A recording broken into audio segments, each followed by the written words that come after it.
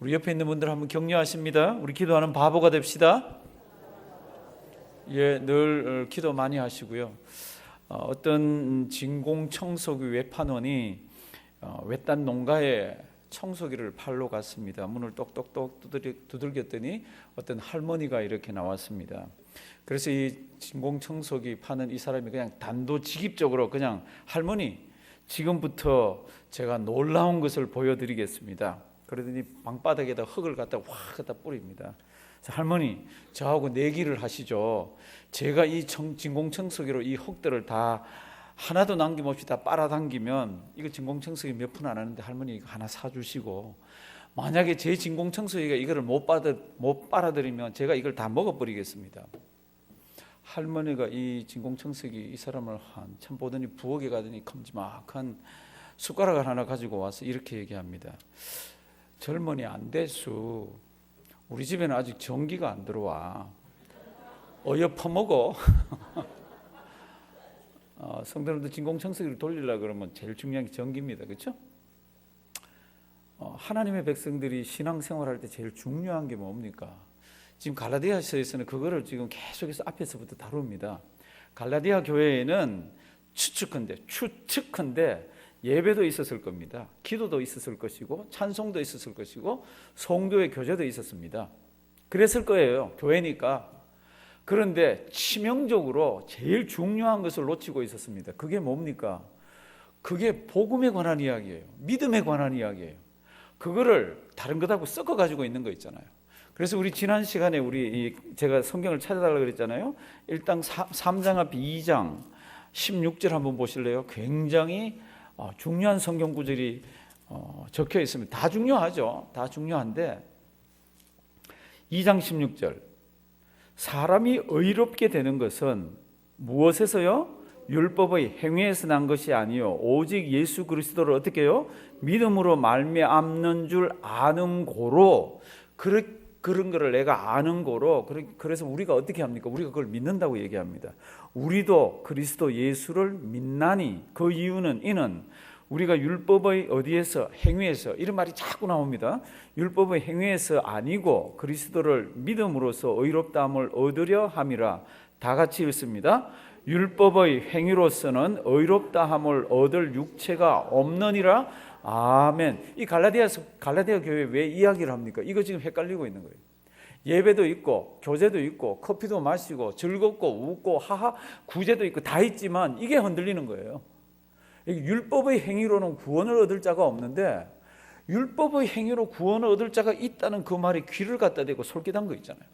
그래서 사도 바울이 그러면 믿음으로 산다는 게 뭔가를 다른 각도에서 설명하는 게 20절이라 그랬잖아요. 2장 20절 십자가를 갖다 놓고 설명을 합니다. 우리가 율법의 행위로서가 아니라 우리는 믿음으로 말미암아 의롭다함을 얻고 살아계신 하나님의 자녀가 되는데, 이거를 다른 표현을 해보면은 내가 믿음을 갖고 세례를 받을 때 나는 벌써 십자가에서 어떻게 해요? 나는 죽었다는 겁니다.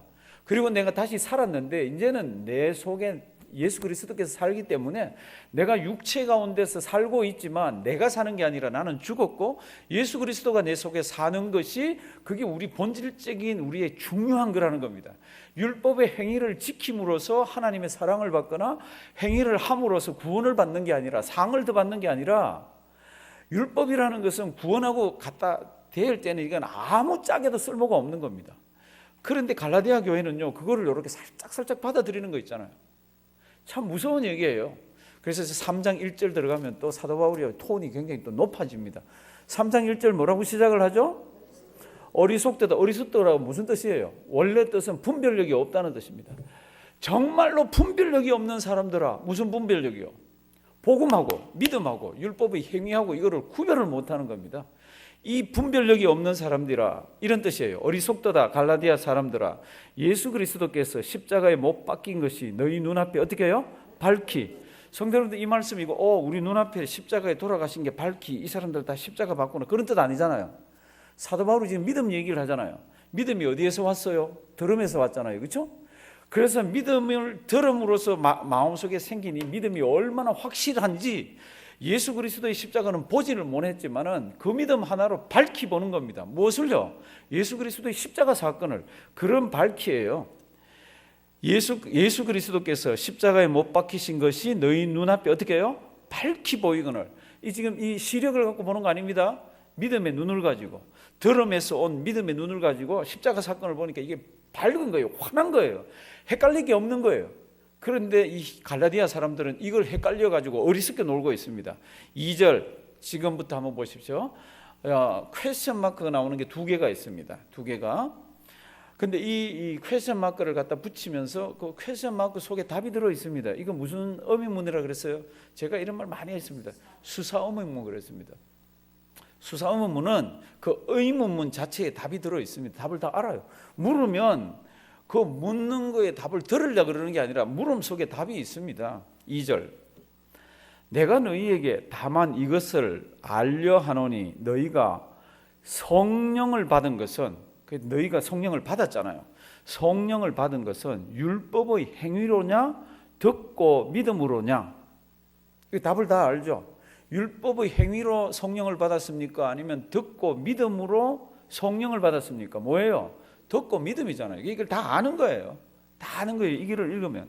그러니까 너희가 성령을 받은 것은 율법의 행위냐 듣고 믿음이냐. 그냥 믿음도 아니에요. 듣고 믿음. 믿음이 들어서 생기잖아요.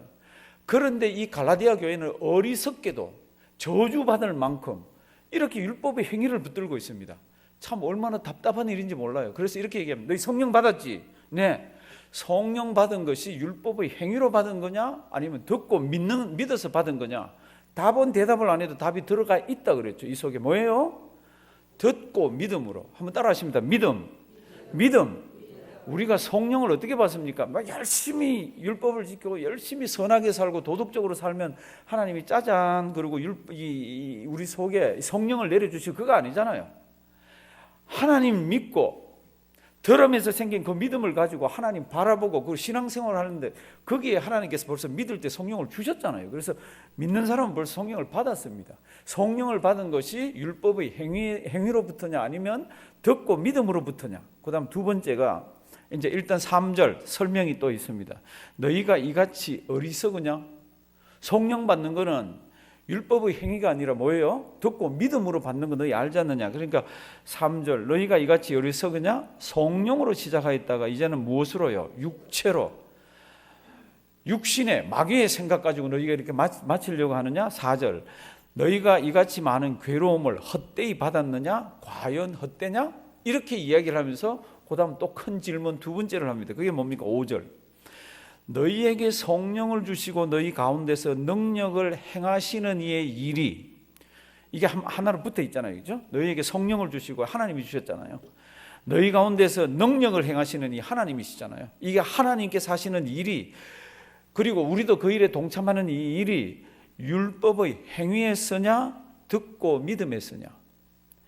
성령을 우리에게 주시고 너희 가운데서 능력을 행하게 하시는 이 능력이 드러나는 것은 율법을 지키고 행함으로 우리가 그 능력을 행하는 거냐 아니면 듣고 믿음으로 성령을 통해 가지고 우리가 하는 거냐. 이거 지금 그 질문입니다. 어느 거예요? 다 아는 겁니다. 갈라디아 교인들도 다 알아요. 율법의 행위가 아닌 거죠. 그렇죠? 율법의 행위가 아닌 거죠. 이게 3장 1절 뭐라 그랬습니까? 첫 마디가 어리석도다. 어리석다. 왜 그렇게 분별력이 없느냐? 이렇게 율법하고 복음하고를 구분을 못하느냐? 율법하고 믿음하고 구분을 못하느냐? 그러면서 이제 누구 얘기를 합니까? 7절에 가면은 아브라함 얘기를 합니다. 아브라함이 하나님 아버지 앞에서 너 의롭다고 한 것이 아브라함이 순종하고 하나님 쫓아다니고 갈 바를 알지 못하고 가는 이것 때문이냐 아니면 믿음 때문이냐. 그게 이제 7절입니다. 6절 일단 한번 보실래요? 6절 아브라함이 하나님을 어떻게 해요? 믿음에 이것을 그에게 의로 정하셨다 함과 같으니라. 아브라함이 어떤 선한 행위나 어떤 도덕적인 성품이나 이런 것 때문에 아브라함이 의롭다함을 받은 게 아니라 아브라함이 하나님을 믿었다고 그랬습니다. 이게 어디 나옵니까? 창세기 15장에 나옵니다. 15장에 하나님께서 아브라함에게 자녀를 주겠다 그랬는데 아무리 기다려도 자녀를 안 주세요. 근데 15장 1절 보면 환상 가운데 나타나서 이렇게 하는 게 15장에 있습니다. 우리 얼른 한번 성경 말씀 보시겠습니다. 자꾸 성경은 찾으셔야 됩니다. 창세기 15장 1절에서 6절 사이에 기록되어 있는데요. 저 뒤에 요한계시록 가면 끝입니다. 창세기 앞장을 찾으셔야 됩니다. 제가 신방 가서 간혹 예배를 드릴 때 어디라 그러면 막 성경을 다 끝났는데도 못 찾으시는 분이 계시더라고요. 저 그거 타달라 그러는 거 아니에요. 그러니까 평소에 성경을 자꾸 찾으시고요, 읽으시고 그러셔야 됩니다. 창세기 15장 1절. 창세기 15장 1절. 창세기는 찾는 소리가 오랫동안 뒤적뒤적 소리 나면 안 되는 거 아시죠? 근데 제일 앞이니까. 15장 1절. 이후에 여호와의 말씀이 어디요? 이상 중에 아브라함에게 임하여 가라사대 아브라함아 두려워 말라. 나는 너의 방패, 너의 지극히 큰 상급. 그랬더니 아브라함이 하나님 내게 뭐 주실라 그럽니까? 나한테 자녀 준다 그랬는데 지금 자녀가 없잖아요. 그러니까 뭐라 그러냐 그러면 내 상속을 받아야 되는 자는 우리 집에 있는 이 엘리메섹 이 청직이면 됩니다. 이렇게 막 나아갑니다. 2절. 나의 상속자는 이 다메섹 누구라고요? 엘리에셀이니이다. 아브라함이 또 가로되 주께서 내게 무엇을요? 씨를 아니 주셨는데 그러면서 너 씨 준다 그랬는데 아유 기다리다 지쳤습니다. 못 하겠습니다. 그랬더니 너 나와봐. 이상 중에 이르다가 하나님이 직접 데리고 나가서 하늘의 별을 세보라 그럽니다. 그걸 어떻게 셉니까? 그랬더니 하나님이 이렇게 얘기합니다. 네 후손이 아비멜렉이 아니라 네 후손이 하늘의 별처럼 많아질 거라고. 지금 한 명도 없는데 많아질 거라고 그럽니다. 그때 성경 말씀을 보면은 아브라함이 하나님의 말을 믿었다가 아니라 아브라함이 여호와 하나님을 믿었습니다. 그게 이제 6절입니다. 우리 큰 소리로 한번 다 같이 읽습니다. 아브라함이 여호와를 믿으니 여호와께서 이를 그의 의로 여기시고 아멘. 여호와께서 아브라함을 어렵다고 한 이유가 뭡니까? 그러면 그가 착해서, 그가 도덕적으로 탁월해서, 그가 윤리적이라서 그게 아니라 여호와를 어떻게 해요? 믿었기 때문에. 그리고는 우리가 아는 대로 뒤로 가면은 아들을 주시잖아요. 다시 이제 갈라디아서로 갑니다. 아브라함이 어떻게 해서 믿음의 조상이 됐습니까? 믿음의 조상이 된 이유는 여호와를 어떻게 해요? 믿었기 때문에. 그래서 이제 6절은 그렇게 있고 7절 말씀은 앞으로 아브라함 보고 믿음의 조상이라 그러는 후손들이 생길 거라는 겁니다. 그러면 그 후손들은 아브라함이 받았던 복을 같이 받을 거예요. 그러면 어떤 사람들이 아브라함의 후손들이 됩니까? 그럴 때 7절. 그런즉 무엇으로? 믿음으로 말미암은 자들은 누구의? 아브라함의 아들인 줄 알죠. 누가 아브라함의 아들이 되고 누가 아브라함의 자손이 됩니까? 그럴 때 성경은 딱 잘라서 얘기합니다. DNA를 물려받았거나 혈통을 물려받는 것이 아니라 뭐예요? 믿음. 하나님을 믿으면 아브라함이 뭐가 됩니까? 아브라함의 자손이 됩니다. 아들이 된다는 겁니다. 살아계신 성도님들 지금 굉장히 귀중한 얘기를 사도 바울이 쓰면서 앞에 뭐라 그럽니까? 이 어리석도다 이렇게 얘기합니다. 왜 이렇게 분별력이 없느냐? 믿음이라는 것은 거기 인간의 행동이 들어가는 게 아니라는 겁니다. 그러니까 하나님께서 일으키신 그 사건을 듣고 믿음으로 환하게 보이는 것이 믿음의 세계라는 겁니다. 그러면서 그런 믿음을 가지고 있는 자들이 아브라함처럼 아브라함의 후손이 된다는 겁니다. 성도 여러분들 지금 이 지구상에는 아브라함의 후손이라 그러는 팀이 세 팀이 있습니다. 그렇죠? 첫째 팀은 누구예요? 유대인. 둘째 팀은 누구예요? 이 이슬람 계통의 그 사람들. 셋째 팀은 누구예요? 우리 크리스찬입니다. 그런데 이 유대인들은 뭐예요? 자기들 DNA가, 자기들 혈통이 유대인이라 그럽니다. 성경 그 얘기 하는 거 없죠, 그렇죠? 두 번째는 뭡니까? 이스마엘 이 사람들. 이 사람들은 아브라함이 86세에 이슈마엘을 낳았습니다. 그 이슈마엘이 86세에 낳았기 때문에 이게 본처에서 난 게 아니라 이게 다른 후처에서 낳았잖아요. 그러니까 이건 적자들이에요. 그럼에도 서자들이에요. 그럼에도 불구하고 이 사람들은 우리 아브라함의 후손이라 그럽니다. 근데 성경은 그 얘기 없죠. 성경은 뭐라 그럽니까? 믿음의 자손이 아브라함의 자손이라고 얘기를 하고 있습니다. 한번 보십시오. 7절. 그런즉 믿음으로 말미암은 자들은 아브라함의 누구요? 아들, 자손. 제가 하나 물어보겠습니다. 우리 아브라함의 자손입니까? 아브라함의 자손이면 그 다음에 아브라함이 어떤 복을 받았는지 얘기합니다. 이제 한번 보실래요? 8절. 또 하나님이 이방을 믿음으로 말미암아 의로 정하실 것을 성경이 미리 알고 먼저 아브라함에게 뭐요? 복음을 전하되 모든 이방이 너를 인하여 무엇을? 복을 받을. 아브라함이 복을 받았습니다. 무슨 복을 받았습니까? 하나님을 믿었더니 뭐예요? 그것을 의롭다고 여겨준 복을 받았습니다. 그러니까 그거를 표본으로 삼아서 하나님께서는 앞으로 이방인들, 유대인이 아닌 이방인들이라도 하나님을 믿으면은 아브라함이 받았던 복을 똑같이 받는다는 겁니다. 그 복이 뭐예요? 믿어서 의롭게 되는 그 복을 받는다는 겁니다. 땅을 얻습니다. 뭐를 합니다. 그 얘기가 지금 아니에요. 갈라디아서에서는 아브라함에게 주셨던 그 복, 믿었더니 의롭다 하신 그 복을 이방인들도 받는다는 겁니다. 사랑하시는 성도 여러분들, 이게 얼마나 귀중한지 아세요? 신구약을 통틀어서 보면은 하나님께 나아갈 수 있는 방법은 하나밖에 없습니다. 그게 뭐예요? 예수 그리스도 믿는 겁니다. 그럼 아브라함이 예수를 언제 믿었어요? 제가 질문 하나 할게요. 아브라함이요, 굉장히 오래오래 기다렸습니다. 그런데 그게 뭡니까? 그럼 자식이잖아요. 근데 하나님께서 자식을 주셨어요. 100세의 자식을 주셨어요. 그런데 성경을 잘 보시면요, 아브라함이 아들을 받았는데도 또 기다린 게 있었어요.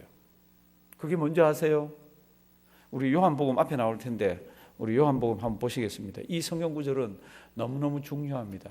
예수님이 이 성경 말씀을 이렇게 유대인들한테 했더니요, 유대인들이, 제가 그냥 세상 표현을 좀 빌릴게요. 이놈의 자식, 아직 50도 안 된 놈이 무슨 이런 이야기를 하느냐 그러고는 돌을 들어가지고 예수를 돌로 쳐 죽이려고 그랬습니다. 이 말을 듣고, 이 말이 뭡니까? 요한복음 8장 56절.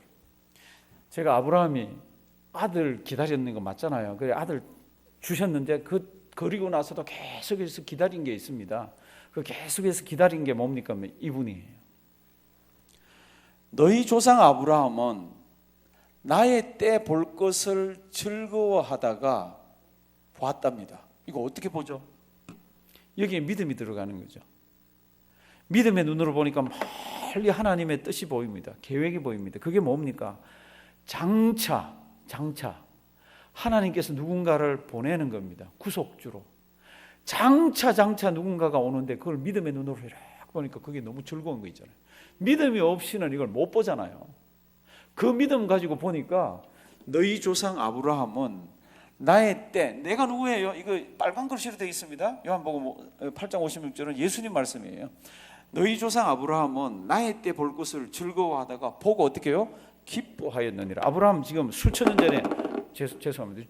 돌아가신 분이잖아요. 그 예수님이 유대인들하고 막 논쟁을 하다가 아브라함 얘기를 하면서 지금 이 얘기를 하니까 유대인들이 예수님이 좀 나이가 좀 들어 보이신 것 같아요.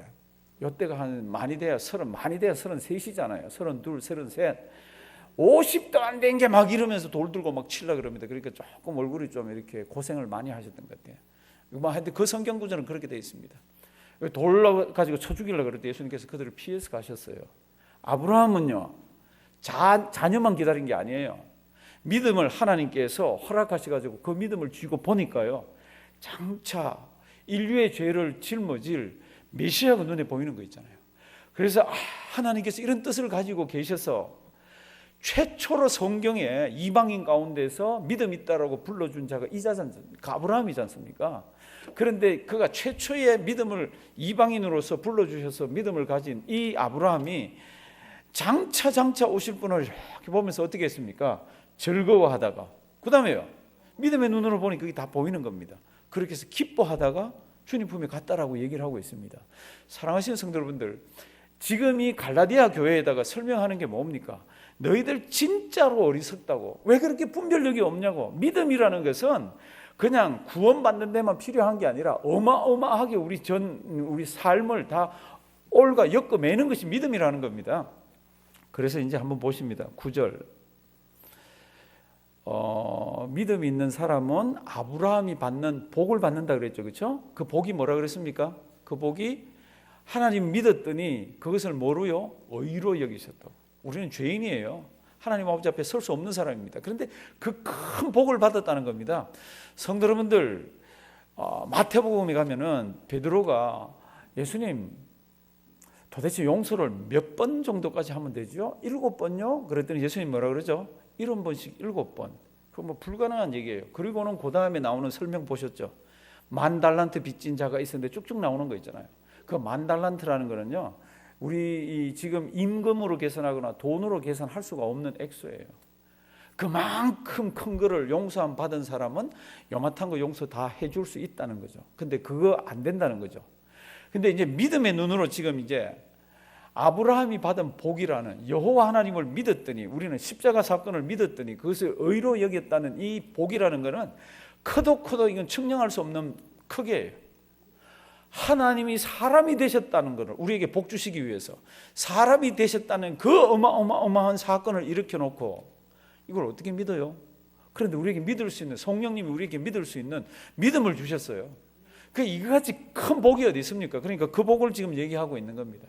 예수 믿으면 뭐 병 났습니다, 잘 삽니다, 지금 이런 얘기하는 거 아니에요. 그 엄청난 우주적인 사건을 믿게 한, 그래서 그걸 믿음으로써 죄인이 하나님 아버지 앞에 설 수 있는 하나님 자녀가 되는 그 복을 후대에 오는 사람들도 믿으면 받는다는 겁니다. 10절. 그런데 그런 복을 받는 데는 무엇이 조금 더 들어갈 수가 없습니까? 율법의 행위가 조금 더 들어갈 수가 없습니다. 나의 도덕적인 선함이 조금 더 들어갈 수가 없습니다.